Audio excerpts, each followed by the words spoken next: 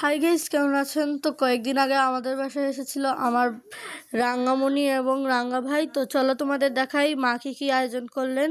তো এখানে প্রথমে অনেক ধরনের নাস্তা ছিল। এখানে মালপোয়া ছিল, আলুর চপ ছিল, ম্যাগি পকোড়া ছিল, আর এর সাথে সাথে মা লাঞ্চের ব্যবস্থাও করেছেন। তো এখানে ওরা চলে এসেছে আর আমরা ওদের ফুল দিয়ে ওয়েলকাম করেছি। তো ওরা এসে এখন ঢুকলো আর এখন আমরা সব কিছু এসে সার্ভ করে দিয়েছি। দেখতে পাচ্ছ কত মজা করে খাচ্ছে, কারণ মার হাতে এই নাস্তাগুলো অনেক মজা হয়। তো এখানে চিকেন ছিল, অনেক ধরনের মাছ ভাজি ছিল, বেগুন ভাজা ছিল, করলা ভাজি ছিল, আর এখানে মা রৌ মাছ আর টমেটো দিয়ে একটা তরকারি বানিয়েছিলেন। এখানে ছিল মাছের মাথা দিয়ে